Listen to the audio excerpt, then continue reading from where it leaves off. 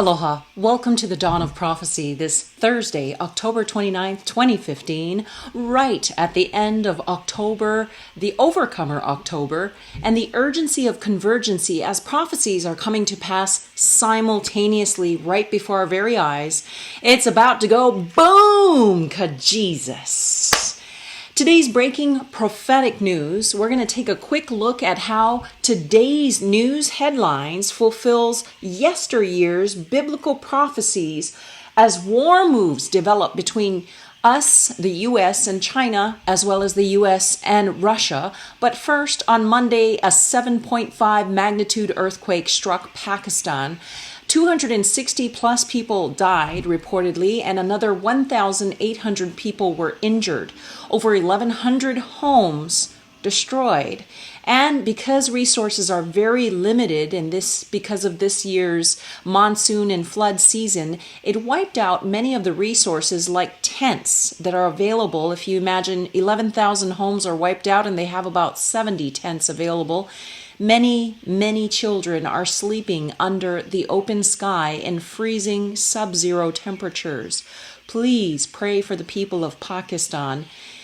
And it is prophetic because Jesus warned of more earthquakes in the last day, and we're seeing an increasing frequency of these high magnitude earthquakes. Second headline for us to look at today and be aware of, the world media blackout on the Israel Intifada. It continues as there's no news about Israel. Along with the other hand, there's, let me explain this, the Palestinian Intifada against Israel. Palestinian President Mahmoud Abbas called for the shedding of Israeli blood. And that means you're having killing or lawlessness hiding behind deception because the world media is covering it up. We are accomplices to murder if we do not report this. Today, a pregnant woman was hurt in a rock attack and firebombs were thrown at a car. And this is continuing in the stabbing violence you may or may not have heard of in the media. Please pray for the peace of Israel and her people. God's promise in Genesis 12:3 says that if you pray for peace for them, you will be blessed. And if you curse them, you will be cursed. Beware Mahmoud Abbas and those who are cursing Israel. Even in the face of all her enemies surrounding to attack Israel, which is the prophecy in Psalm 83, God and the citizens of Kingdom Come, you and me, can continue to stand in defense and will continue to stand in defense of Israel. Third, China, one of the prophesied countries of the North, has been on the move in the Middle East, and now there are developments of moves against the United States right here in the Pacific Ocean. Today, the report or headline reads, China's military threatened the United States and says it will take all necessary measures in response to any future U.S. Navy incursions into what it considers its territorial waters. Islands in the South China Sea. That's according to the Associated Press report today. This in response, let me explain this a little bit and break it down. In response to a U.S. destroyer sailing within 12 nautical miles of one of China's newly created islands. Let me say that carefully because it sounds weird. Newly created islands. The United States refuses to recognize these man-made islands. It's a little funny to me because it's the one made in China item that the U.S. is not buying, just to try to put a little levity to it, but it is very serious. CNN actually has a very interesting article entitled, Why is China Building Islands? Turning sandbars into islands. Number one, it's rich in natural resources like oil and gas. And number two, it's obviously military defense. They want to expand their borders into the ocean as they expand around the world. It is equipped with airfields, ports, and lighthouses. Here's a few fast statistics. China is in territory disputes, aka land fights, with the Philippines, Malaysia, Brunei, Taiwan, and Vietnam, as well as Japan and South Korea. Another fast stat, China started occupying an expansion of the area in the late 1980s, so that's very late in the game. And the bottom line here, China is ramping up its war threats against the United States and land grabs In other related news, and I'm moving quickly here, but we must, for the time is short, China's friend Russia is also creating an escalating war. The fourth headline that is prophecy fulfilling for us during this broadcast on this October 28th, rather the 29th, U.S. fighter jets intercept Russian bombers near a Navy carrier. The White House has confirmed that U.S. military scrambled fighter jets this week to escort Russian jets flying near aircraft carrier USS Ronald Reagan. It was conducting military exercises with South Korea in international waters in the Sea of Japan. This is huge. The bottom line, it is a direct confrontation between two Cold War countries, the U.S. versus the Russia.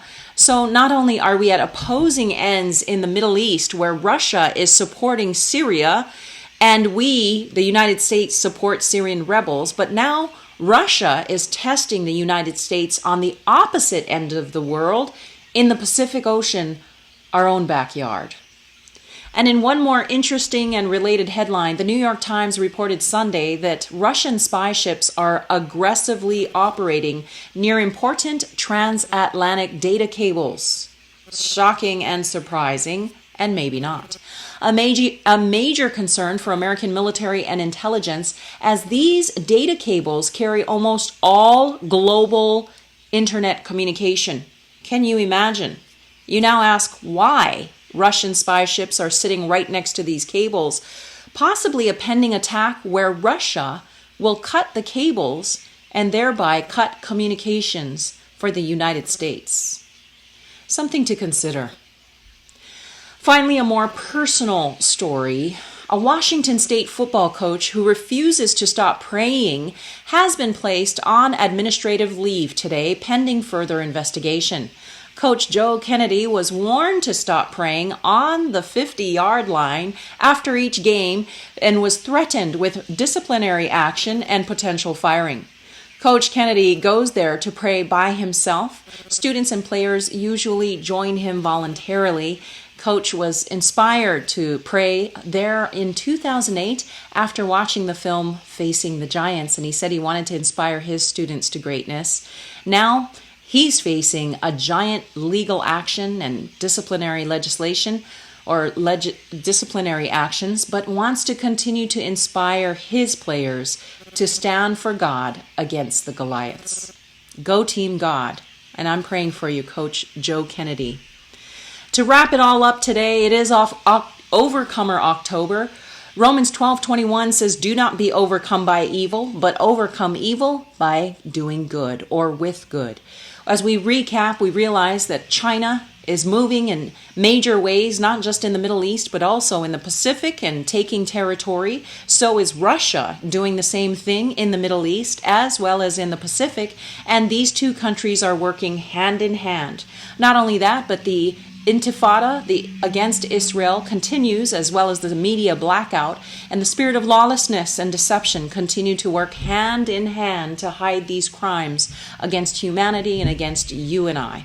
We have earthquakes that are, as I often say, God is shaking us up and waking us up before he gets to taking us up in rapture. Just make sure that you're in the lifeboat of Jesus Christ. Accept him as Lord and Savior today. Our action, what can you and I possibly do about all these things, including religious freedom being robbed from American citizens on our own soil, as a coach is not allowed to pray in public after a game? Come on. It's time for us to stand up for the things that God has given us, these inalienable rights that we have, the religion of freedom, the religion of speech, the religion of the right, the freedom to bear arms. I urge you to take these simple actions. Number 1, share this video. Number 2, stay informed and pray up. Be in preparatory prayer, be in believing prayer, believing that God answers your prayer and stands his angels and his guardians all around you. And finally, live life to the fullest, friend, as long as we possibly can. And love, love, love. Do not be overcome by the evil in this world, but overcome the evil with good. Go Team God. God bless you, and I'll see you next week.